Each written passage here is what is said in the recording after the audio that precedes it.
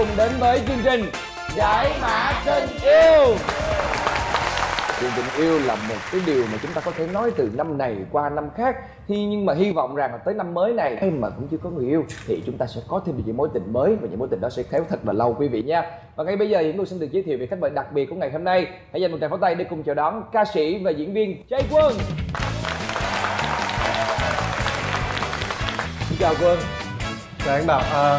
Và lời đầu tiên thì cho Jay Quân xin gửi lời chào đến tất cả các bạn khán giả của chương trình Giải Mã Tình Yêu. Hôm nay cũng là đầu năm rồi thì Jay Quân xin gửi lời chúc cho các bạn có một năm mới thật nhiều may mắn này, nhiều niềm vui và nhiều lì xì nữa.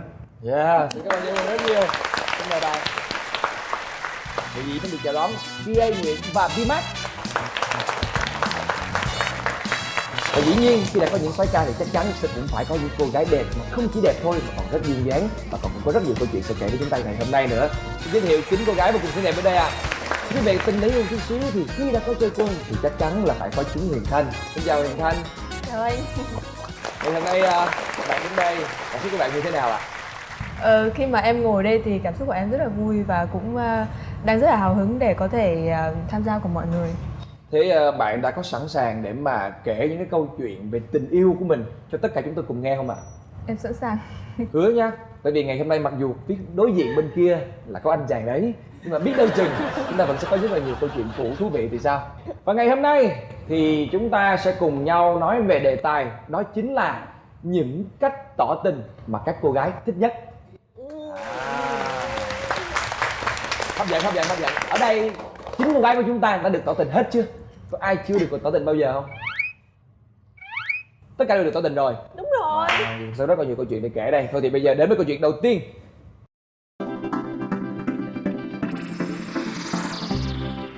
Một chàng trai tỏ tình đến 3 lần theo 3 cách khác nhau. Ai da? Tỏ tình tới 3 lần. Ghê. 3 lần 3. Linh á. Anh làm gì mà anh bất ngờ quá vậy? Em nhìn em vậy thôi chứ cũng có người thích nha. Không, nhưng mà anh nghĩ là tưởng là 1 lần thì thôi, chứ 3 lần thì hơi nhiều với em đấy. Lần chung đồ ăn rồi. Ê, anh bảo không những sến mà còn vô duyên. Đào.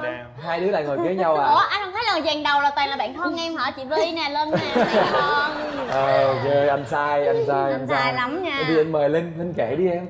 Dạ thì cái anh chàng này là lần đầu tiên em lên Sài Gòn á. Thì em quay trong đoàn phim thì ảnh trong ekip, ảnh có tình cảm với em trước. Em thì sau này em mới cảm nhận anh đã tốt quá thì mình có tình cảm, nhưng mà tình cảm đó thì em chỉ cảm nhận là anh em hay bạn bè thôi. Thì lần đầu tiên ảnh nhắn tin tỏ tình em không chịu, thì đến lúc em về quê ở Phú Yên gọi chuyện rất lâu, nói chuyện rất lâu, xong ảnh mới hỏi là làm người yêu anh nha. Là lúc là gọi điện, trước đó là nhắn tin đúng không? Nhắn tin. Em nói là để em thời gian suy nghĩ, giờ em cũng chưa biết cảm xúc của mình là gì nữa. Thì sau đó tự nhiên cái hai người im lặng luôn. Tự nhiên ảnh nhắn tin cho em, ảnh nói là em lên Facebook đi, anh có cái này muốn nói. Một cái bài post Facebook mà chỉ có em với anh đó xem được thôi. Một cái tâm thư rất dài, đọc rất là cảm động, kèm theo một cái video ảnh quay, ảnh tự đàn tự hát. Ảnh đàn ảnh hát cái bài là làm vợ anh nha. Wow. Trời ơi. Nói chung em nghĩ là hiếm có một chàng trai nào như vậy lắm, tỏ tình tới 3 lần mặc dù biết trước kết quả luôn. Rồi cái lần thứ 3 đó rồi cuối cùng kết quả như thế nào em? Thì kết cuộc là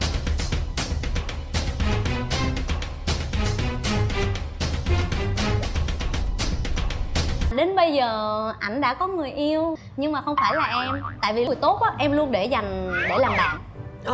Vậy còn người không tốt? Tại vì không tốt em mới làm người em yêu. biết là không phải, em biết thời điểm đó.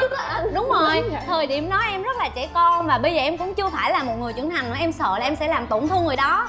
Em đang là một người tốt, anh hiểu không? Em không muốn làm coi như là tổn khi thương. mà em chưa chắc với tình cảm của mình Đúng rồi. thì em không có dám tiến tới với người ta. Phải là tại vì tỏ tình sai cách đó thì mình dùng đồ ăn chắc dính rồi.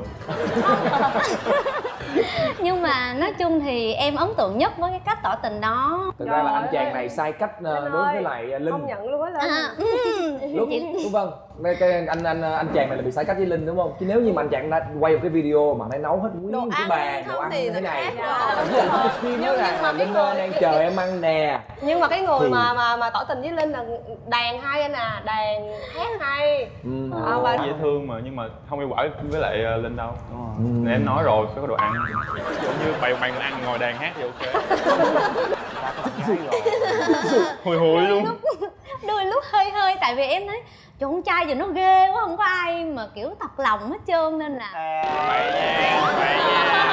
Em nói như vậy Bi Không xử liền hề, nha. không hề. Không phải là không có em, tại vì em chưa Chưa gặp. tìm ra người đó thôi. Đúng rồi. Anh tin một điều là may mắn của em đã hết rồi đó. được những 3 lần mà. Nhận 3 lần rồi mà không nhận thì bây giờ tiếc nuối nữa cái gì. Đánh đàn hát luôn rồi mà không chịu. Tại đó thiếu đồ ăn rồi. Đàn gì á? Đàn hát đâu có ăn được đâu. Mà ngày xưa em đã từng suy nghĩ trong đầu nha, em thề luôn á, em có suy nghĩ bây giờ chỉ cần ai biết đàn biết hát mà quay video mà tỏ tình em đồng ý cái rụp liền. Đó. Nhưng mà sao tự nhiên lúc gặp chúng nó kiểu như bị ai dựa vậy đó. Vậy mà hồi xưa em cũng có ghép cặp tụi nó mà tụi nó chối. Em cãi số rồi, em cãi số rồi. Cho nên là Chị em chị à em có gì đó to luôn không? Sao chị Linh lớn có muốn nói gì không chị Linh lớn? Em có gì đó to không? Cá nhân Quân thì cảm thấy là cái anh chàng này rất là sao ta? Rất là đáng được trân trọng. Tại vì anh ấy chơi rất là fair play. Anh không có cái phá luật là quá tam ba bận. Đó, gọi điện này, nhắn tin này, xong rồi tỏ tình lần thứ 3 là không được là anh ấy thôi, anh ấy tìm cô khác. Thì mình thấy rất là đáng thương.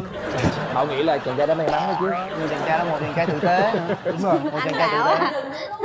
Anh bảo Quyết định giận đúng lúc đó Phương Linh. Rồi. Và đó là câu chuyện đầu tiên của Gia Linh. Bây giờ câu chuyện thứ hai để xem của ai nhé.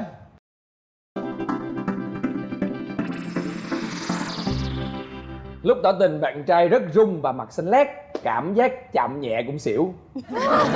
Ủa, em thích cái này hả? Mong manh quá, mong manh. Ai vậy? Ai thích cảm giác này vậy? Cái câu chuyện được tỏ tình gần đây nhất thì trước đó, 2 mối tình trước đó là không hề được tỏ tình. Như là 5 năm là có quen 2 người nhưng mà không có được ai tỏ tình hết. Thì 2 mối tình đó đi qua thì gặp một cái anh chàng này trong một chương trình truyền hình thực tế mà chắc rằng là ở đây sẽ có rất là nhiều người biết. Thì sau một cái thời gian là mình đã quen với cái chuyện là bây giờ nếu mà yêu thì cũng không cần phải tỏ tình, không cần thiết phải có chuyện đó. Thì tự dưng lên chương trình đó mình được tỏ tình bằng một cái bó hoa nhỏ đơn giản thôi, không màu mè, không phức tạp. Thì bạn nó lên mà lúc đó mình vừa lo lắng cho bạn đó mà cũng vừa mắc cười mà thấy rất là dễ thương. Một anh chàng rất là cao to, đừng tả nữa chị. xấu muối nè chị. Đó mà khi mà đứng trước mặt mình nói thì anh ấy rất cầm một bó hoa mà bạn nó run mặt đúng nghĩa là xanh lè luôn, mà thậm chí là hình như là bên bộ phận âm thanh á là còn nghe thấy cái tiếng trong cái micro thu tiếng, nghe tiếng tim đập thình thịch như thế này. Dễ thương vậy thôi chứ trời. Thì đúng rồi, rất là dễ thương, mình thấy rất là dễ thương. Mình thấy rất là dễ thương mà tại vì là do một khoảng thời gian vừa rồi mình không có được tỏ tình và mình không có nghĩ rằng là sẽ cần thiết cái chuyện tỏ tình á. Cho nên khi mà được bày tỏ tình cảm như vậy cái xong mình cũng thấy trời ơi, vui quá, cũng bất ngờ mà cũng thấy anh chàng này rất là dễ thương mà lo lắng giùm cho bạn đó, tại vì bạn đó giống như muốn tụt huyết áp luôn á, chỉ cần đụng một cái là bạn đó ngất xỉu liền lập tức. Trời em không nghĩ vậy luôn á nha, em nhìn hình dáng em không. Không mọi người thì cái kiểu mà em thích được tỏ tình là chỉ đơn giản nhẹ nhàng thôi, ví dụ như đi ăn một bữa tối xong rồi một bó hoa nhỏ và nói là làm bạn gái nha hay là gì đó là được rồi. Nhưng mà đây là cái mà em ấn tượng, Đáng yêu đúng không? rất là đáng yêu vì trong suốt 5 năm vừa qua không ai tỏ tình cả. Chị, anh đâu mới tỏ tình ảnh vậy chứ mà ảnh cầu hôn chắc nhập viện. Các bạn nam có bao giờ là trong cái trạng thái là mình thích cái người đó quá rồi bây giờ mình chuẩn bị mình tỏ tình với người ta nhưng mà mình bị run, mình không biết nói gì không? Có. Chắc chắn là Bi hồi đó Bi có thương một người nhưng chưa có kiểu rất là thương, nhưng mà đang kiểu mà mình muốn thể hiện tình cảm cho họ. Mình vừa nói cái họ chỉ cần hả một cái là mình quýu hết tay hết chân mà mình không biết cái từ ngữ nó bay hết rồi. Tại Rụng vì rời á hả? Rụng rời, rụng. cũng dạng vậy đó, nó không biết nói gì, nói ba cái từ nó nghe nó rất là vô duyên mà nó không dính dáng gì tới câu chuyện cả. Đó. Sợ bị nghẹn luôn. Chỗ này nó chạy ghê lắm nè, chỗ này nó chạy. Em là cái đợt đó là em tỏ tình bạn gái là ở ngoài bệnh viện. Em ngồi bắt đầu kêu 2 chai bia ra xong cái em định nói, vừa quay em định nói xong cái quay qua nhìn quay thấy ánh mắt cái nhìn cái em Uống bia luôn. Em nấu một hơi hết nửa chai xong rồi em ngồi cái em mắc quá. Nhẹ đây một cái xong cái hồi nóc thêm nửa chai nữa. Xong quay qua nói tôi thích mấy người. Tôi thích mấy người. Tôi thích mấy người á. Tôi thích mấy người á. Hả? Tôi thích mấy người á, nguyên bản. Đó là cuộc tỏ tình của em đó. Rồi thành công không? Thành công. Thành công. Dễ thương. Dễ thương, rất là dễ thương đúng không? Bạn gái là bạn cố tình nói vậy là hả cái gì đó để cho cố tình Có thể. Các bạn nữ mà rơi trong cái trường hợp đó chắc là 100% đồng ý đúng không? Không, đều phải hả 3 lần để cho nhắc nói cho lớn lên. La lớn là cái nguyên bàn nhanh. Hên là anh ở đúng lúc nha. Các bạn trai có biết được là mong ước của các bạn gái khi tỏ tình là gì không? Trước khi mình đi tỏ tình, hay là cứ làm bạn theo bản năng thôi? Em cứ thích em làm. Thì em muốn thì em cứ nói thôi, nhưng mà em phải có cái gì đó nó tác động lên em mới dám nói. Bia rượu. Ví dụ như là bia. Mang chút xíu là em cứ nói. Thì đúng là mình thích thì mình phải nói, nhưng mà ý là mình có suy nghĩ là mình nên làm cái gì để mà chắc chắn là cổ sẽ đồng ý kèm với lời nói của mình hay không ấy. Thì đó còn tùy theo cái tính cách của bạn nó như thế nào nữa. Ví dụ bạn nó thích sến thì mình sẽ làm những cái sến trước, mình mồi trước. Nhưng mà Ria là người không thích sến mà. Thì nó hơi rất hên là gặp người không sến. Nên là Còn trai Quân thì sao? Quân thì là một người khá là kiên nhẫn, mình cũng không có vội vàng hấp tấp, nên là khi mà mình cảm thấy đối phương á thật là thích mình lắm rồi thì mình mới tìm một cái thời điểm thích hợp và mình tỏ tình. Thì thường thì xác suất thành công thì rất là cao, 100%. Sau đó rất là tò mò là trai Quân tỏ tình với chúng Huyền Thanh như thế nào? Chia sẻ đó, cái này thì có lẽ phải để cho Thanh. Cái này chắc phải để chia sẻ sau đi. Chứ anh bảo làm gì? Tỏ tình thì bảo làm Mình gì? có bàn về cuối chương trình được không? Không, em nghĩ là anh đã trải qua bao nhiêu mối tình rồi. Thật ra nha, nếu như mà nói về cá nhân anh thì anh chưa bao giờ anh tỏ tình hết trơn á. Trời ơi. Anh không biết sao, nhưng mà anh là gì nè, anh đi với người ta trong cái đoạn thời điểm mình thích mình mới đi. Thì khi mình đi thì mình sẽ gần như là mặc nhiên là mình quen nhau. Tự hai người biết đúng không? Tính ra là chỉ có 2 người đầu tiên anh quen là anh biết chính xác ngày đầu tiên mình quen là như thế nào. Còn những người sau đó là anh không biết ngày bắt đầu là ngày nào hết. Nhưng mà anh nghĩ là cái cách mà mình ở bên cạnh nhau nó quan trọng hơn cách tỏ tình. Nhưng mà anh chắc chắn là nếu như mà có một cái dịp nào đó được thì anh nghĩ mình nên thử tỏ tình, đúng không? Đúng rồi. Các bạn nữ mong chờ cái chuyện đó hả? Thì có thì cũng vui hơn, ngọt ngào hơn. Không, em nghĩ là dù hai người biết nhưng mà cũng có một cái lời nào đó nói chính thức á thì thấy cảm giác nó vẫn hay hơn, vẫn hay hơn.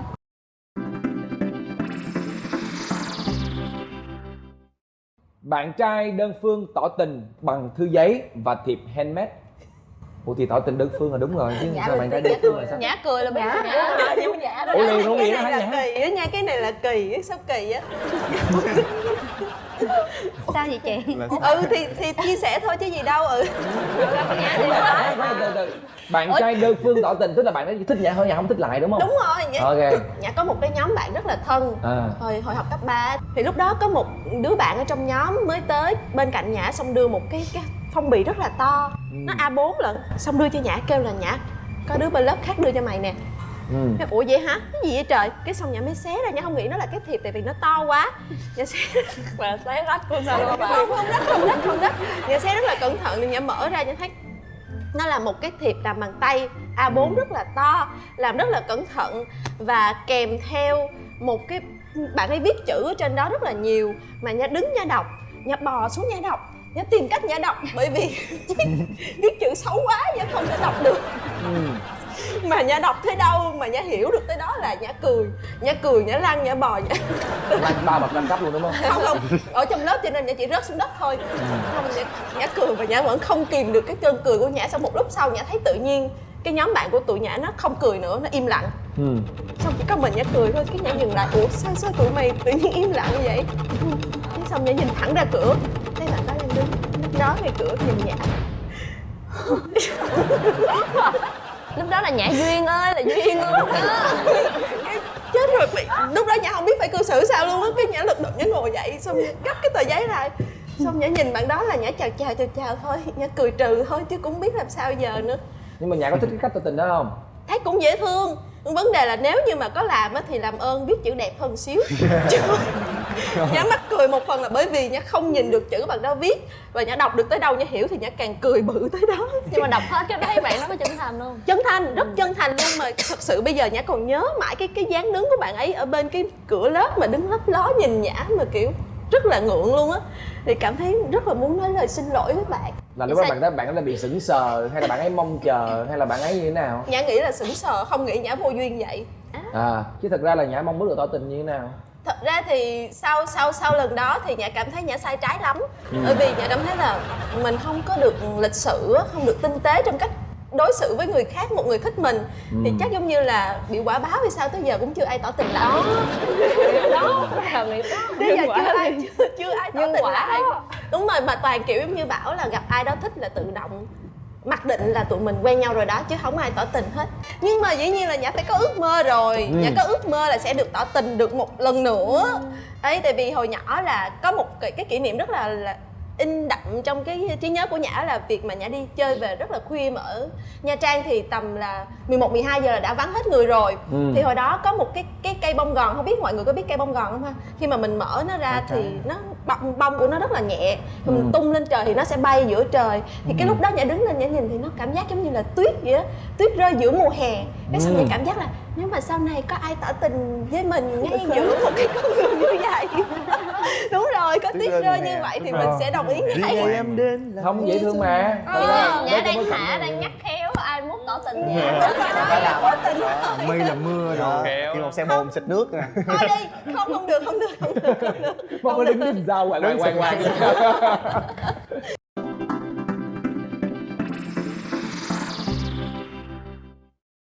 Yêu nhiều nhưng lần đầu tiên được tỏ tình bằng thư viết tay, cũng tiếp tục lại là một cái thư viết tay nữa.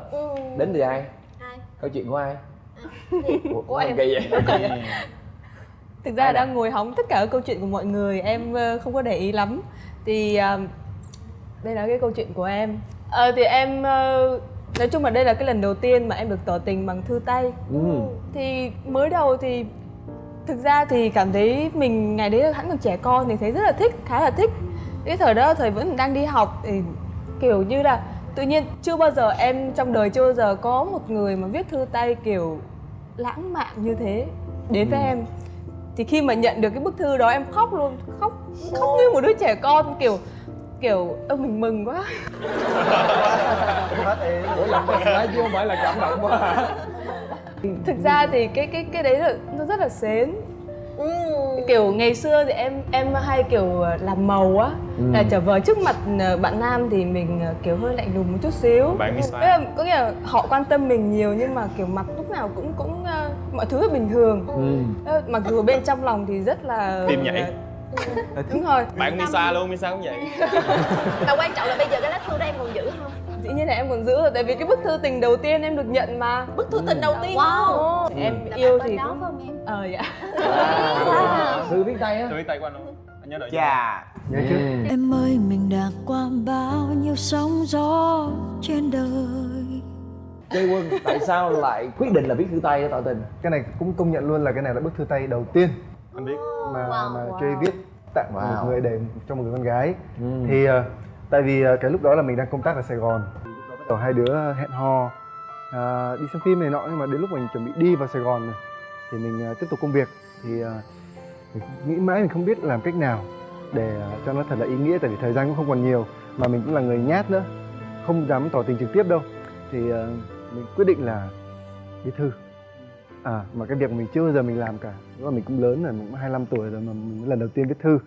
Thì trước ngày ra sân bay thì mình dành đến viết thư từ 11 giờ tối cho tới 3 giờ sáng để hoàn thành được bức thư. Cũng không dài lắm đâu, nhưng mà tại vì mình Không dài lắm đâu, mình tới 3 dành sáng. Không vậy đâu. Phải suy tại vì nghĩ. mình suy nghĩ Google. không có đâu, mình phải viết lên nháp trước này, xong rồi ok rồi bắt đầu mình viết lại ở chữ thật đẹp bằng tay đó. Thì mình biết chắc là nghĩ chắc chắn luôn ấy là khi mà mình đi vào Sài Gòn rồi Thanh mở bức thư ra đọc thì sẽ khóc, và y như rằng khóc thật. Và rõ ràng là chúng ta đã có một cái happy ending đúng không ạ?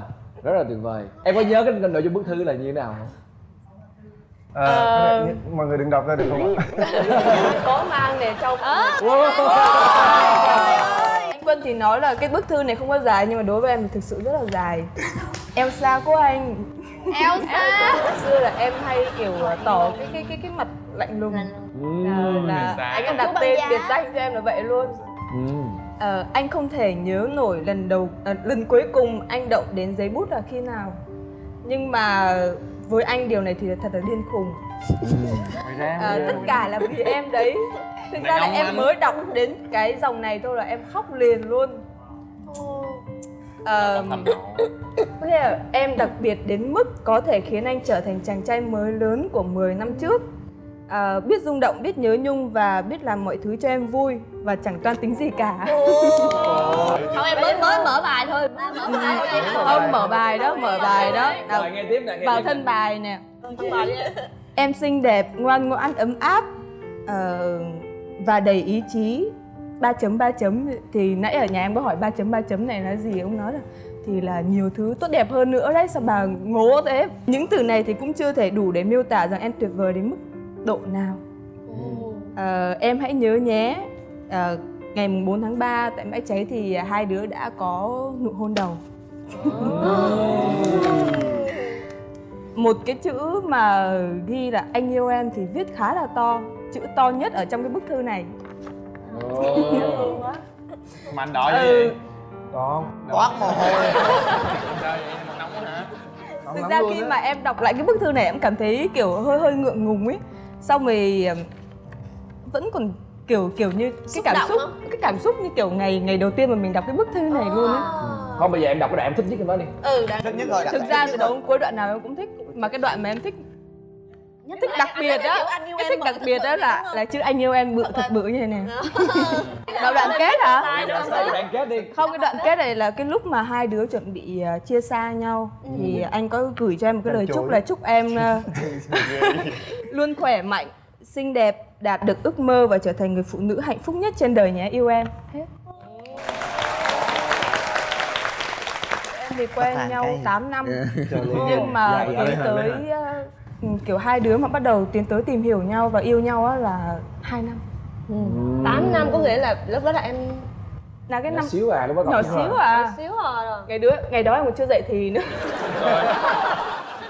Thực ra thì cái năm mà Thanh 13 tuổi á thì lúc ấy hai đứa ta có tham gia chung một câu lạc bộ người mẫu ở Hải Phòng. Thì ngay cái lúc mà lần đầu tiên mình nhìn thấy Thanh mình đã thấy là rất là ngoan, rất là xinh. Thì mình đã có ấn tượng rồi, nhưng mà lúc đó tại vì cái tuổi tác của Thanh còn nhỏ quá thì mình cũng chỉ quan tâm xem em như là em gái thôi. Đó, và dần dần thì tới lúc mà Thanh đủ 18 tuổi đó, thì mình gặp nhau lại thì bắt đầu mình mới hốt đến lúc không? Các cô gái ở đây là các cô gái thích được tỏ tình như thế nào? Cái cách nào các cô gái thích nhất? Thực ra tỏ tình cách nào em cũng thích. Thật Tại vì ra đã thích là rồi anh một ơi. người rồi thì như thế nào thì mình cũng sẽ thích thôi. Nhưng mà là thích viết thư hay là thích tặng hoa hay là tặng tiền. Thực tế Đúng không? Bình thường mình hay thấy trên mạng là có rất nhiều những cái màn tỏ tình là nhảy flash mode trước đông người.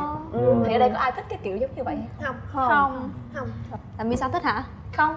Tức là ví dụ như mình gạt bỏ luôn cái việc mà mình đang làm công việc đi, mình tưởng tượng mình là một người bình thường thì mình có thích được tỏ tình theo cái dạng mà nhảy flash mode xong rồi kêu gọi cả ký túc xá ra cùng đứng hôn không? Cái đó là tùy theo ai đã ví dụ như là cái người đó em thích và cái người đó tự nhiên làm cái hành động đó thì em sẽ rất là cảm động. Còn cái người đó mà em không thích mà tự nhiên kéo nguyên một bầy ra vậy sẽ nhảy xem bị chui luôn. em Chui là em rất là kiểu mà rất là sợ bị tỏ tình như vậy luôn á.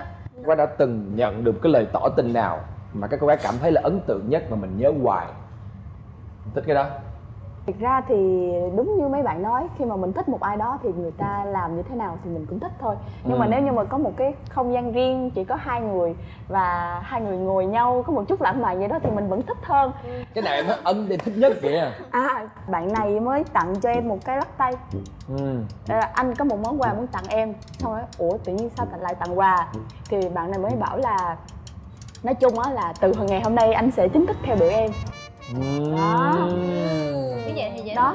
Rồi chưa cái vòng, còn cái vòng tỏ tình thứ hai nữa thì nhưng mà rõ ràng là em luôn tỏ thái độ là không thích bạn đó. Thì sau một thời gian dài mà vòng tay thì cảm nhận 1 tháng. Dạ nhận chứ anh. Hầu như là các bạn nam đều bị thất bại trước cái màn tỏ tình với các bạn nữ hôm nay đúng không? Không có đâu. Không đó là do Nhã cười là với mình. Sao cái lần mà Nhã cười Lan cười bỏ tới bây giờ đã có ai tỏ tình Nhã nữa đâu. Đó, quả báo mà. Ở đây có bao nhiêu cô gái sẽ thích chàng trai tỏ tình một cách kín đáo? Hết luôn rồi. Ủa vậy là không có ai thích bạn trai tỏ tình ở chốn đông người hay là như thế nào? Thì trốn đông em thích cả hai được không ạ? Tỏ tình ở nơi đông người giống GA á cũng tỏ tình ở Bùi Viện. Nhưng mà vợ lớn vẫn lại là cái gái hai người rất là dễ thương. Em lại thích cái kiểu như vậy. Anh Bảo sao nãy giờ anh Bảo không hỏi em thích như thế nào? Sao anh không hỏi Em thấy anh Bảo phân biệt em làm sao biết. Đúng rồi, em Anh đã tặng cho em con tim rồi mà. Em muốn nói thì em nói đi. Anh Bảo hỏi đi rồi nói. Anh không hỏi đâu. Em không nói. Thật sự là như thế này. Em anh Bảo không ai hỏi em vẫn nói. Tại vì em nói trước để cho những cái bạn đến sau, những anh đến sau biết để làm Để né. Không, tại vì em cảm thấy là em là cái người đứng ở giữa. Khi em thích lãng mạn quá nhiều nhưng mà thật sự là không xến. Đối với em là có thể là cách tỏ tình là ngày hôm đó thì cái anh đó hẹn ở một nhà hàng hoặc là một cái quán nào đó, nhưng mà đừng có là quán nhậu là được. Thì là sau đó thì là nếu mà được hơn thì anh ấy sẽ bữa đó thì đàn piano lên tặng cho em đàn piano, tại vì em rất thích con trai biết đàn. Ủa giống chị vậy em? Em rất cùng gu với chị Lúc đây.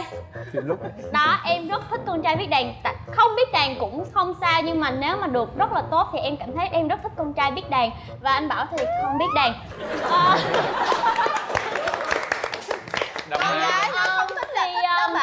Thì là đó, xong rồi vậy là có vẻ là em chưa biết nhiều điều về anh rồi. Em cũng không biết. Con gái nếu không thích là thích Đó, xong rồi đàn xong rồi có thể nói là hôm nay dành tặng cho bạn này. Đó là một cách lịch sự và một cái món quà mà em cảm thấy rất là giá trị về tinh thần ấy. Và con gái ai cũng thích như vậy. Sau đó thì mình ăn tối hoặc là này nọ thì Này nọ là gì? Này nọ. Chết rồi. ăn tối. Nhưng mà trong cái buổi nói chuyện đó thì cái người con trai ấy là khéo léo trong cái cách mà đưa cái thông điệp là mình tỏ tình đó, mình muốn tỏ tình đó. Chứ em không thích cái kiểu là đàn tặng xong rồi xuống làm bạn gái anh nha. Nó rất kỳ, rất là kỳ. Nó ép mình vào một cái tình huống là bây giờ không nhận lời thì anh này chắc sẽ rất quê mà. Cái điều mà em muốn là con trai tỏ tình thì phải có một cái cách khéo léo và thông minh ý. Em thích như vậy hơn. Nói chung là em thích thịt ba chỉ đó. Mọi người đã biết cách tỏ tình của Trâm rồi thì mọi người né cái cách đó ra em. Nếu mà có tỏ tình với Trâm. Ra là anh thấy là cái điều mà em mong ước á, đàn bầu chắc là nó khó thành hiện thực lắm. Anh Bi muốn tỏ tình cái đàn bầu lên. Nghĩ là tỏ tình mà đàn bầu nó cũng lạ lắm. Em ơi, anh yêu em lắm á, Pau mộng. Rồi bây giờ hỏi từ các bạn trai, nếu các bạn trai được một lần tỏ tình với các bạn trai thường sẽ thích làm cái gì? Pimat thì tỏ tình rồi. Thì có tỏ tình bằng quà, rồi có một cái tỏ tình cũng quay clip, rồi cũng hát, rồi cũng dựng, rồi cũng tự ngồi mình làm vài thứ trong cái clip thì mình thích là tại vì bản thân mình là diễn viên, mình cũng biết chút xíu nữa, cũng đó cũng hơi sến nữa. Không, đó em thấy cái này là dễ thương, không sến lắm. Nhưng mà anh Bảo em xin bổ sung là nếu mà được thì có thể nhét một cái tờ giấy vào trong cái miếng thịt xuồng để khi mà cắt. Em có biết là nếu mà em có biết là em làm như vậy là cái nhà hàng đó sẽ bị đánh giá là không an toàn thực phẩm đúng không? Không biết gì cả. Kiểu là hoặc là cái bánh cũng được, cái bánh cũng không được luôn em à? Thôi mình tiếp tục mình nghe câu chuyện bên kia. Nghe bên hai đi bên. Anh Bảo nhét trong cái ống hút cũng được. Bỏ đi bà. Thì riêng cái cách tỏ tình của Bi thì chắc chắn nó phải có âm nhạc trong đó này, nó phải có hình ảnh nè, và nó sẽ kèm theo một món quà và một sự bất ngờ. Chị ấy Mình em nói rồi đó. À là cách đó là cách em thích luôn á hả? Không là cách em có thể làm mà dù em Cực lắm á nha. Là sau này là mỗi lần mà cứ tỏ tình với ai là giống Bùi Viện ra quán nhậu nha. Làm già dê. Không, thực ra cái mưu đồ ẩn đằng sau của GA á là bởi vì là lỡ như sau này mà có chia tay, anh nói lỡ nha, anh nói lỡ thì là GA cũng sẽ nói được rằng là thực ra lúc đó do anh xỉn mà anh nói đại đó. Nói chung là tính toán trước hết rồi. Các bạn nữ coi chừng GA nhé. Ok. Rồi, ngày hôm nay trước khi chia tay nhau, Jay Quân hay là các bạn nam có lời khuyên gì dành cho khán giả của chúng ta không? Cách nào tỏ tình là các bạn nữ thích nhất?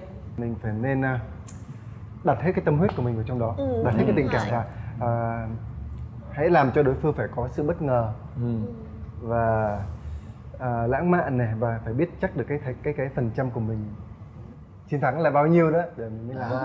Biết định biết ta nữa đúng không? Thực ra thì gần đây nhất thì có một cái màn có thể gọi là cái màn tỏ tình cuối cùng của cuộc đời Jay, có nghĩa là cầu hôn Thanh. Như là Bi nói thì có nhạc, có bất ngờ, có tất cả mọi thứ. Và bọn mình đã cầu hôn Thành ở Bùi Viện. Ủa, kết Bùi hôn. viện hả? Bùi viện luôn. Bùi viện luôn, quán nhậu nữa hả? Nhớ ra Không. một việc nhiều nhiều nha chị em ơi. Anh Bảo ơi, em cũng xin lỗi lại là không còn nhà hàng cũng được. Không cần biết đánh piano cũng được. Không không cũng không sao.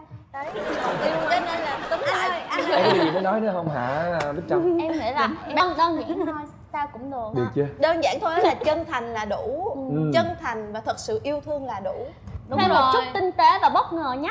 Được rồi. Anh Lục Vân, có điều gì muốn nói không? Em nghĩ là tỏ tình thì là mình nên có một cái sự chân thành, với lại nên đúng người và đúng thời điểm.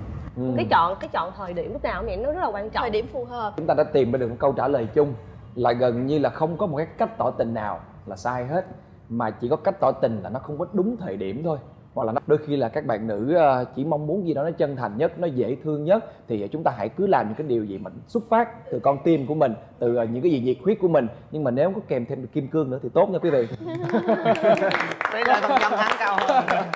Hôm nay chúng ta đã có một cái buổi thảo luận rất là vui với nhau. Xin được cảm ơn Chay Quân, xin được cảm ơn Chúng Huyền Thanh. Hai bạn đã đem đến đây một câu chuyện tình yêu rất là đẹp. Chúc cho hai bạn trong năm mới này sẽ có thêm nhiều thành công trong sự nghiệp và mãi mãi hạnh phúc các bạn nha. Cảm ơn các bạn.